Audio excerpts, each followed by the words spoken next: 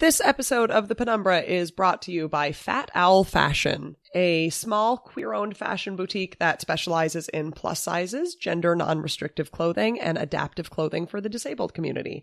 They offer original designs, custom clothing and costumes, and pride wear and accessories. Yay, we love it. Fat Owl's website is fatowl.fashion, or you can find them on Facebook or Instagram under Fat Owl Fashion. So remember, if you check them out, which you should because they are adorable and very queer, you can use the discount code Penumbra at checkout to receive 15% off your total order. So if you want to help us out, if you want to help Fat Owl Fashion out as well, go to fatowl.fashion and use the discount code Penumbra.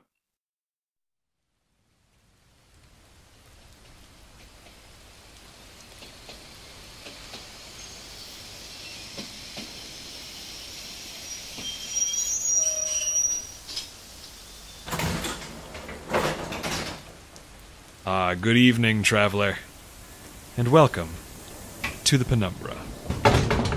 Take your seat, please. Take your seat. The junction lies ahead, so if you'll allow me just a moment. We are now passing through Hyperion City. Our next stop, Juno Steel and the Long Way Home.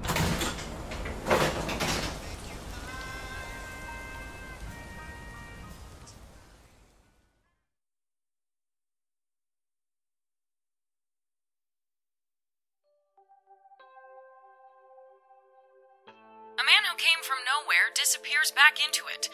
One of the galaxy's most beloved creative forces vanishes without a trace. A visionary builds up the release of his life's greatest work for years, yet doesn't show up for opening day, and is never seen again. It's a mystery that's haunted us for 30 years. Tonight's question, where is Jack Takano? Of course we miss him. He was the genius of a generation. Humanity needs people like Jack, I think.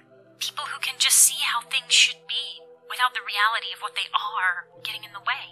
That's how progress happens. Laris will be the culmination of our company's new direction, to spare no pain and no expense in the pursuit of public good. Or as we at North Star like to put it, welcome home. I'm Hawk Hackett, and this is Questions Unanswered. Over our 20-part series, we're going to take you through the whole case as we know it.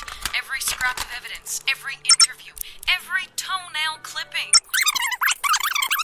The release of Chainmail Warrior Andromeda is where North Star took its first steps towards becoming the entertainment powerhouse we know today. And instantly, the Jack Takano who his co-workers called quiet, reserved, and more of a listener than a talker, was pushed out into the limelight. Jack took to the public eye like a rabbit to sewage. But the beauty of Andromeda is her optimism. She knows she will find the way home. She can feel it in her very bones. And we at North Star believe that all of humankind should behave the same way. The way home through these troubling times is before us. We need only to seek it out. Within months, Jack Takano had become not only North Star's creative center, he was also the company's face. And a very popular face it was.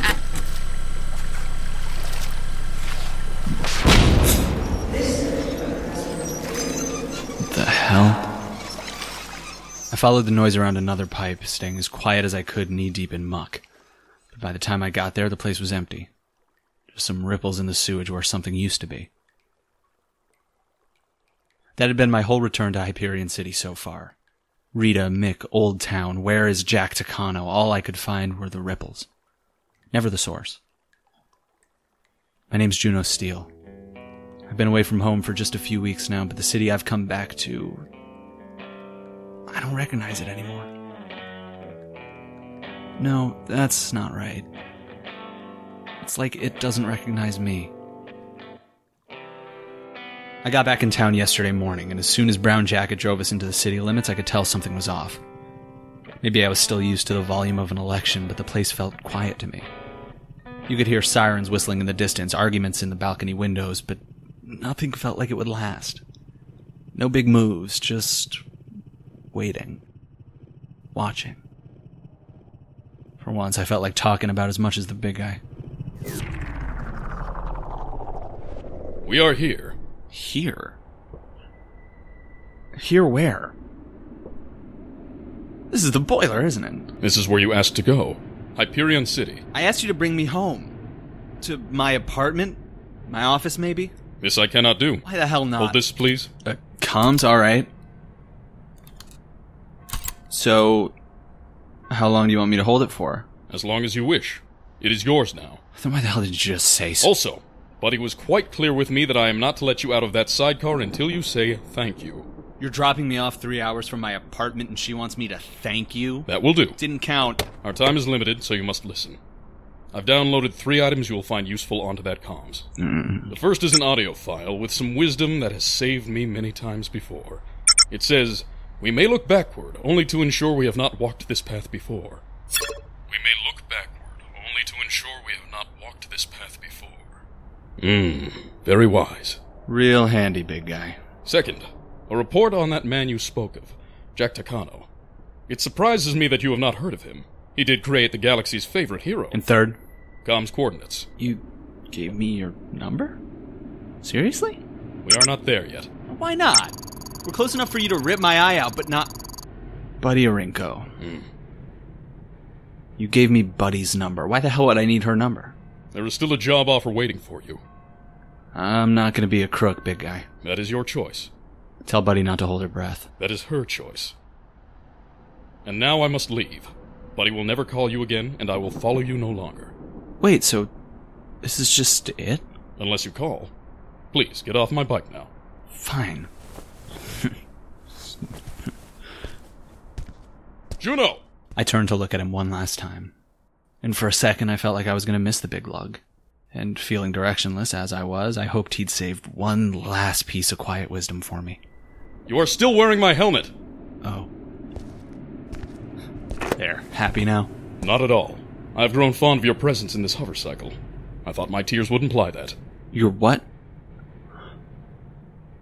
Are you crying? Everyone cries, Juno.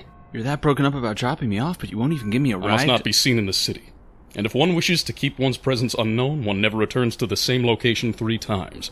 I have already been to your apartment thrice. What about my office, then? Twice. But I must save one for when you call Buddy. Goodbye, Juno. Goodbye... Seriously? I still don't get to know your stupid name, you... That was the day's first disappearing act. No ceremony, just a cloud of dust, and then... alone. I didn't want to walk 2 hours. The radiation sickness wasn't quite done with me, still curdled in my gut if I moved too fast or too long. So I took my new comms out for a spin and made a call. I didn't know what to do about Hyperion, but at least my first move felt obvious.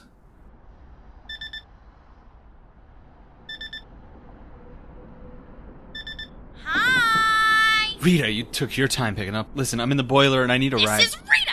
And if you're hearing this, that means my comms is out of juice, which means either that I'm in the middle of watching something very interesting and I am not to be interrupted, or maybe that I've been kidnapped. But that second one sounds interesting too, so wait a few days before you come save me, okay? So leave a message if you want, and I'll get right back to you as soon as I can. Oh, wait!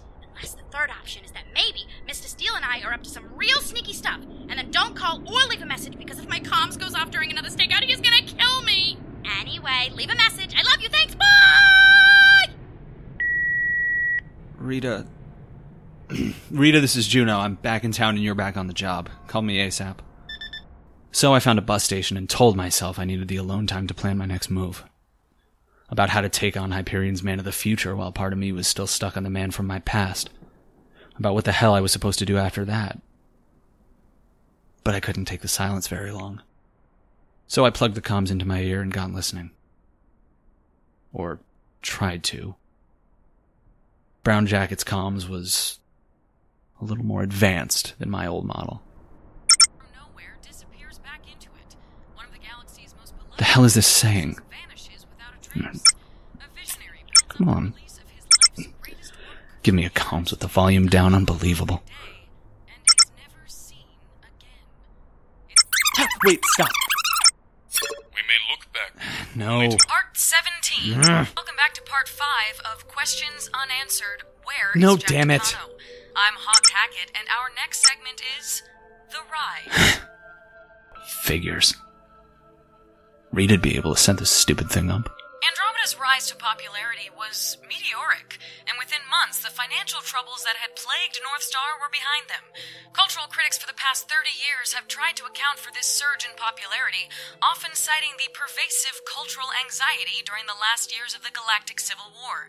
But very few have explained this shift as succinctly as Takano himself, on the red carpet of his heroine's second feature, Andromeda and the Sea of Sinners. I think the biggest reason people prefer Andromeda to Turbo is that Turbo was never very good. And I can say that, because Turbo was my project, but I was easily the least talented person on that team. It's laughable to think about it now, a man showing up off the street without a portfolio, without a resume, without so much as a doodle on a napkin, and then they handed me the keys to a major property.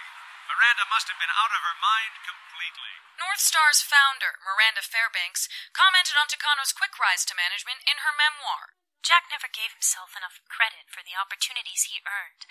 It's true that he just showed up at our office one day with nothing, and I mean nothing.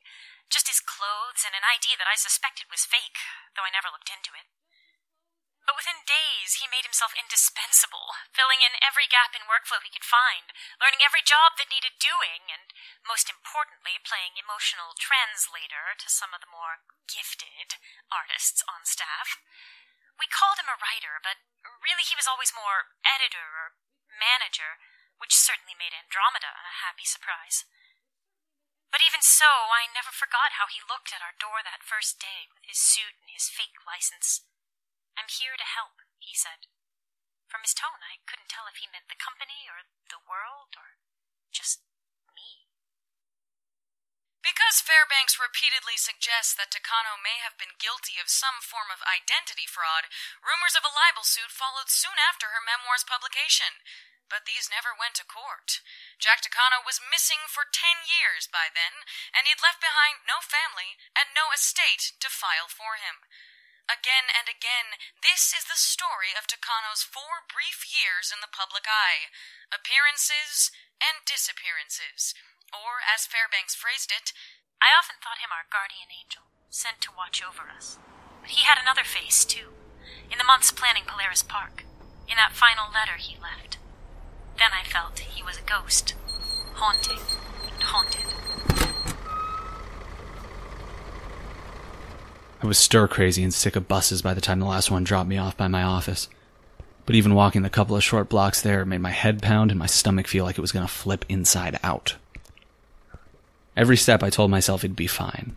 I'd make it back to the office, ask Rita to stay quiet a few hours while the nausea passed, then figure out what we should do. Didn't have to tell Rita to stay quiet, though.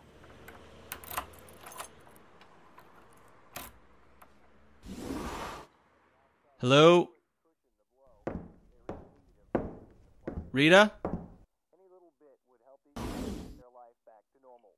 Chris Fox, KRLD News. My office. Rita, are you watching your stupid shows in my office again? I bought you a new monitor so you wouldn't do that, didn't I? I'm gone for a few weeks and you act like you own the... This is day 5 of the Old Town lockdown, and the official statement from Town Hall is that we shouldn't expect the gates to reopen anytime soon. Quote, "The specific nature of the threat in our poorest and most subjugated district cannot be overestimated. We must ensure that the Old Town solution works before we can divulge the full scope of our strategy." End quote. What the... For 5 days now, citizens separated from their families have camped out at each entrance of the Old Town border on freeway ramps and border ports.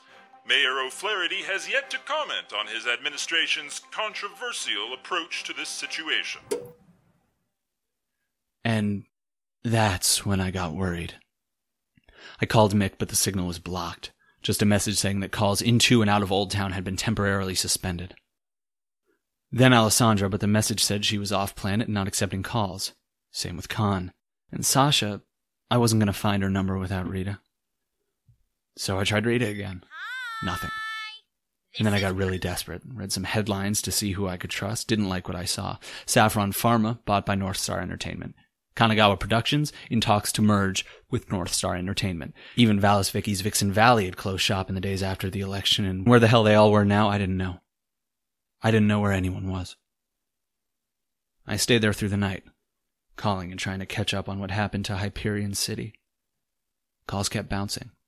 The news streams didn't know a goddamn thing, and they were turning not knowing into a 24-hour media special. But what exactly has happened in Old Town?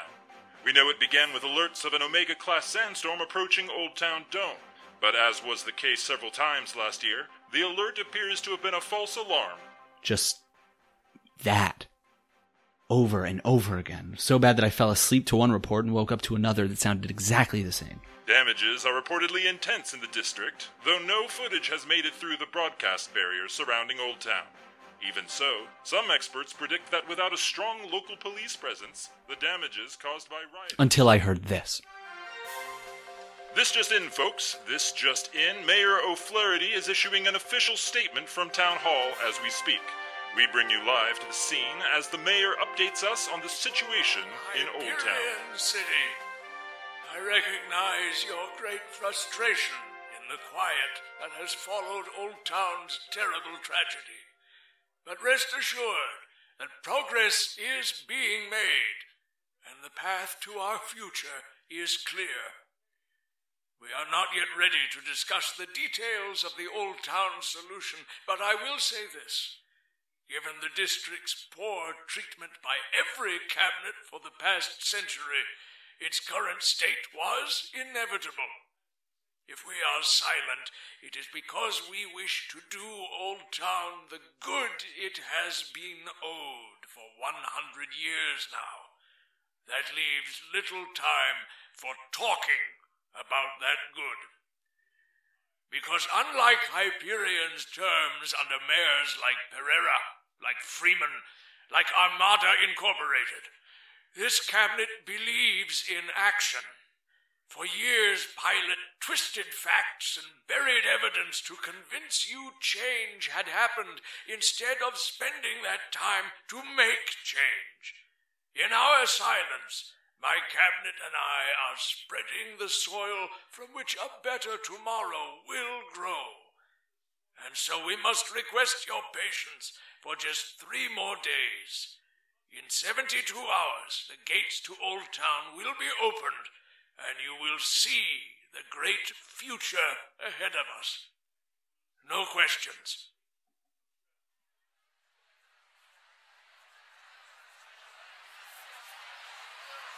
Three days. 3 days to what? The experts dissected every word Ramses had said like he'd buried some hidden answer for them to find. They wanted him to be right. We'd all invited this man into our homes, and now all of Hyperion was quiet with hope that we wouldn't regret it. Right before I turned off the monitor to leave my office, the news streams showed another snapshot of Ramses. It had only been a little over a month since I'd seen him, but he looked so different. Tired, sick, and maybe a little guilty. I wondered if Jack Takano made that face at Ma's pitch meeting. Jack and Ramses didn't look a thing alike, not skin, hair, bone structure, nothing, but the guilt. If it was guilt, I wondered if that at least looked the same. I tried Rita one last time. Hi! Nothing. This is Rita! And if you're hearing this, that means my comms is out of... Out in the desert, out in my head, I'd learned I didn't have to do it all on my own, but right then it felt like I'd learned it all too late. The feeling wasn't helping, so I shook it off. I'd bring the others with me how I could. So I packed an Alessandra Strong bag with clothes, supplies, and provisions.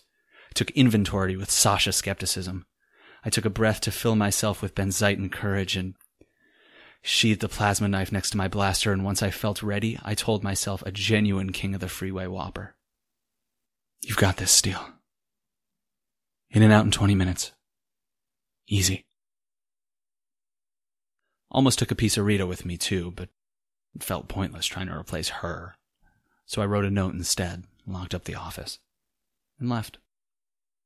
I still knew one way into Old Town. One way they'd never close. Which is how I got down here. To the sewers of Old Town. And even here, nothing's like it used to be. I could tell right away. On my way down the first ladder, my foot crushed a half-full beer that made my socks and the whole situation stink. The rabbits would never leave a half a beer lying around. Something was wrong. And as I kept walking, it just got wronger. Tubes that didn't lead where they used to. Toppled rabbit dens with singed old mattresses and waterlogged flashlights. And that noise. I kept hearing it down tunnels and across corners, but in the sludge, I couldn't keep up with it. So all I'd catch were flashes. A glint of dirty metal. A crater in a wall. A red blip of light in the distance, then steam rising from the scum, and every so often, faintly, its voice. What it was saying, I couldn't tell, but it didn't feel human. At least it wasn't interested in me, I thought. It wasn't like I could stay silent down here, but the silence of everything else, the air that pulled tighter and tighter around me, it was getting to me. I had to block it out.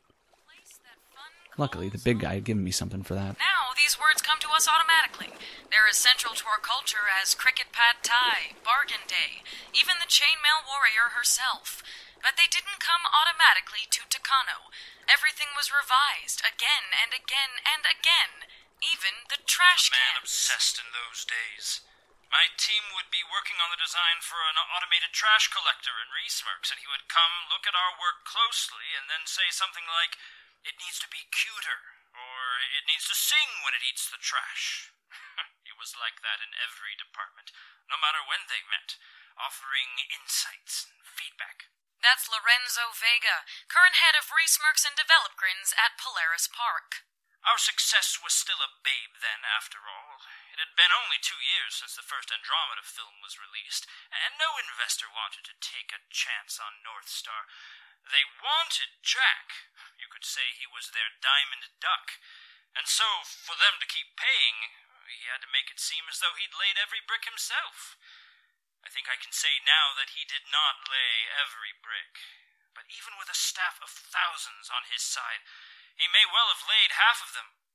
The bricks, obviously, but still I have no idea when the man slept. Obsessed. For months after the release of Sea of Sinners, the public waited breathlessly for the third Andromeda film. And yet, week after week, and month after month, no announcement came. Now, Jack, you must know I gotta ask you. I'm certain your producers think you do, though you'll get no secrets out of me. Well, I gotta try, don't I? So, let me ask. Jack, the next Andromeda movie, when? See, they want to hear it, Jack. Now, come on, have a heart. Give the people what they want, huh? I can't say anything about the release of our next project, but I'll say that what we're working on next is ambitious. Something no one is going to see coming. Yeah, well, that's fine, Jack, but can you tell us what it's gonna do? Of course. It's going to change things. Really? Oh, Jack, you had me going there for a minute. Give it up for world-class kidder Jack Takano, everybody! The public would remain in suspense until a full year after the release of Andromeda and the Sea of Sinners, when Takano revealed his project at a press conference in front of Hyperion Town Hall. Will Andromeda ever get home? This is the question we receive most often at the North Star main office, mostly from children, but... And I am thrilled to say that today, at this press conference, I will be able to answer that question, in a way.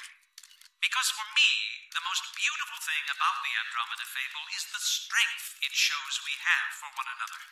Andromeda may try and fail to return to her home, but what does she do along the way? She returns others to theirs. She thaws Queen Pisces' castle. She releases Ares from Orion's curse. And everywhere she goes, she creates homes, even if she cannot find her own. We at North Star would like to learn from Andromeda. And if she cannot return home on her own, we would like to make a home for her and for all of you. A home as good, proud, and safe as hers. And so today, North Star would like to announce our latest project, the City of the Future. Welcome home. It was genius. As Jack put it, Northstar's priority has always been to manufacture public good. From the beginning, we've used entertainment as a vehicle for educating the children. That's why our shows before Jack always ended with a lesson of some sort. Eon Ion had its seminars on the crossroads between theoretical physics and 30th century warfare. Money Girl and the Subsidiaries ended with a 42-minute lecture on tax law. And now you have Andromeda, the peakity-peak of our ideal, a film series that deals with morality, with charity, that makes heroism a process and not a goal. What else are you going to do in cartoons at that point? You have to reach past the screen and into the real world. He always said that's why he sought Northstar out in the first place, because we were trying to make things better. Dr. Vega's theory is consistent with Takano's work. Turbo Saves the Day was often criticized for ending with morals too simple for all but the youngest children, and this do-good attitude has become central to Northstar's raison d'etre, even in the years since his disappearance. To this day, much of the company's profits are donated to charity, and in recent years they've put nearly a third of their profits into affordable housing and healthcare. But this future wasn't set in stone when construction first began on Polaris Park. At the time, many found Takano's direction for the company controversial. Controversial doesn't begin to cover it. At the beginning, the City of the Future project felt like a stab in the back. That's Jocelyn Chen, former head of animation at Northstar. I just want to start by saying this. I loved Jack. I think he had a great heart. He clearly, saw a future that none of us could really understand. But he wasn't always great at explaining what that future was ahead of time, and that meant, well, for example, it meant sometimes he'd reassure you that getting into municipal planning didn't mean he'd turned his back on making movies, and you couldn't tell if that was true or if he just needed it to be true right now. You had a disagreement with him. I did. I tried to get him to show me the full plan of his City of the Future, but he wouldn't budge. So one day, I went into his office, and I banged down the door, and I said, "Listen, Jack, you can't just yank us around like this. I've got a department full of people scared they're not going to have jobs in a year, and they just want to know you're going to do good by them." Did he argue with you? No. He looked pretty wounded, actually. Apologized too much. Then he showed me his plans up close, and most of them were beyond me, but the one thing I could see was that there was no Andromeda. There wasn't a single Northstar character anywhere. He asked how he could make things better for us. I said, "Jack, we're a cartoon company. Let us draw some cartoons." This was the first of many compromises Takano would have to make in order to build his City of the Future, which some say was not a theme park at all on first conception. Or, as Miranda Fairbanks wrote, "I told him, Jack, the tagline can't be, 'Welcome home.' People are going to think they can live there." And he just looked at me like a kicked puppy and said, "Why can't they?" So I had to impose a few controls. "How's this thing going to make money?" I asked him. He didn't have an answer, so I added some merchandising opportunities and a fee at the gate. He'd tell me his big ideas for hours and hours, that this place was going to change things, that it'd bring joy to suffering people. "Well, Jack," I said, "do those suffering people have a lot of cash? Because the budget you're proposing is way more than we'll ever have, even with an interplanetary success, and I'd rather not end up in Huzgau." He didn't have an answer for that, either. So we halved its size. The City of the Future wasn't a city anymore, so we called it Polaris, and the tagline was, "Welcome to our home." Then a few investors dropped out, and we made it smaller again. Polaris Park. Tagline, "The place we all call home." Then when the focus group showed nobody understood what a place we all call home even meant, it became the place that fun calls home. Jack wasn't happy with that. He kept looking for another name for weeks and weeks, but he never found one that he liked. The hell was... Just shut up. How do I get this stupid thing to shut up? Stole your treasure, Draco. Now fight me.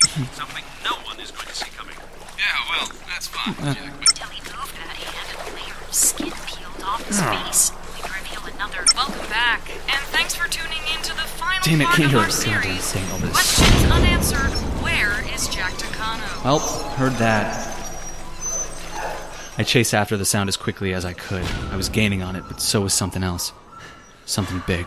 Our final chapter, The Homeless Hero. A laser hit the wall in front of me and cracked it like an egg. Brick and rubble scattered in viscous sludge. I smelled smoke and fur, thought the rabbit was a goner. Then a gray-green shape scrambled through that hole, barking, and I felt my first pang of hope all day. I went in after it. A few seconds later, I heard that thing chasing us, whatever it was, roll right by. We'd lost it. Can you tell me about the park's opening, Dr. Vega? We were all very busy that morning. Several of the attractions Here, bunny, were bunny, broken bunny, down I got a the billion previous cred night. bill We with stayed your up name all on night it. to get them back on their knees again. We were tired Rabbit? and dreadful and excited. Here you are. Jocelyn Chen describes the morning similarly. I had my team out painting the walls themselves. You're just wasn't a in their job baby. description. I remember thinking I was going to force Come here, Jack small to give fry. them all a vacation. Come here. I'm not gonna hurt you. I don't think any of them would have wanted to be anywhere else. There, see? Then It's you okay. were too busy? You didn't see Mr. Takano at all that morning? Nope. That looks like it burned your leg pretty badly. At the Whatever time, the it hell felt it like was. you couldn't get away from it. He was still making his rounds. He had a few last-minute tear. plans. Even then, this door should be You're gonna be okay, just... softer, that sort of thing. But beyond that, he seemed tranquil. Looked calmer than he had in months, maybe years. He didn't say anything that would make you suspicious, but even so, I don't know how, but I was putting away the last can of paint and I could just feel it. Well, there was a rhythm to his check-ins. He got used to them, and so before I completely understood how I knew, he was gone. Is it gone? You stay put, I'm gonna go look. In her memoir, Miranda Fairbanks wrote, Cover-up was quick. We put Naya, Andromeda's voice actress, in one of the chainmail suits and had her ad-lib something. I don't remember her speech, but I remember she said hero a lot. And every time she did, I thought of Jack. I don't see any... He was a hero, whoever he was. And hero only exists as long as there's a problem to solve. And as soon as it's solved, we don't need it. I'd like to think he's still out there, helping someone else. The galaxy needs heroes. Without them, who's gonna fix this mess we made? Us? Target recognized. What? Thea? Jack changed lives. And I firmly believe that was only the beginning of the man he turned out to be. Because when a person like Jack Takano rolls through, everything changes. And Target is Juno Steel. Directive: do no harm. Message: Mayor O'Flaherty requests your presence. Current form of this Thea Order unit is incapable of non-violent capture. Report to the surface. This is your only warning. Farewell, Juno Steel.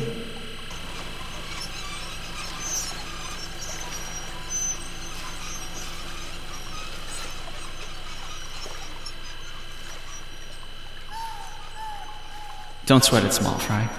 You did good. It's gonna be alright. We're gonna patch you up, and we're gonna get moving, and we're gonna find you a home.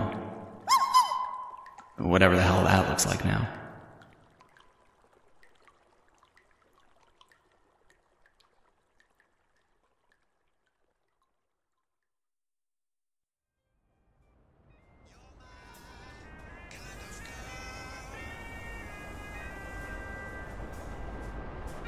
If you've enjoyed this tale, please consider donating to the Penumbra on Patreon. Our artists work tirelessly to bring you these stories, and if you have the means, we hope you will support our efforts. Every dollar helps. You can find that page at patreon.com/The Penumbra Podcast. If you support us on Patreon at the $10 level or higher, you will receive access to commentary tracks like this one from co-creators Sophie Kaner and Kevin Vibert. Then, you know, like, okay, here's an example of my insanity, is like in Monsters Reflection, I remember I spent a really, really long time splicing together footsteps because I wanted it to be clear that Juno was crossing a threshold from a wooden floor into a carpeted room. So it was really important to me that we go from wood floor footsteps to carpeted footsteps. And that's not even rare. You do that a lot. I know, and I think I told Joshua about it, and he was like, yeah, I would. You can also support the Penumbra by liking us on Facebook, following us on Twitter @ThePenumbraPod, following us on Tumblr @ThePenumbraPodcast, telling your friends about us, telling your friends to tell their friends about us, and especially by rating and reviewing our podcast on iTunes. Every rating, comment, and kind word spreads our stories further and inspires us to keep creating more and better tales to come. We would like to give special thanks to all who support us on Patreon, but especially to Minchowski, Camille Blanton, Christine Kim, Rowan Collins, Garrett M., Jay Yanazelli, Karen Z.H., Cantaloupe, Fiona Parker, Reagan, Ko, Kim Zygan, Atha Lang, Vron, Charlie Spiegel, and Jamie Gunter for their incredibly generous contributions per episode. Thank you. Did you know that the Penumbra has merchandise for sale? It's true. The Penumbra has partnered with DFTBA to bring you the posters, shirts, and pins your heart desires. Just go to dftba.com and search for the Penumbra podcast. This tale, Juno Steel and the Long Way Home, was told by the following people. Joshua Elon as Juno Steel, Matthew Zonzinger as Jack Takano and Ramses O'Flaherty, Marge Dunn as Hawk Hackett, Bob Mussett as Lorenzo Vega, Melissa Barker as Jocelyn Chen, Allison Choate as the Miranda Fairbanks reader, Sophie Kaner as the Thea, and Alexander Stravinsky as the man in the brown jacket. The Penumbra is created and produced by Sophie Kaner and Kevin Vibert. If you wish to know more about our ever-expanding, infinitely creative team of artists, musicians, editors, designers, and managers, you can read about them in the show notes of this episode. I'm afraid this is the end of the line for today, dear traveler. We hope you will ride with the Penumbra again soon.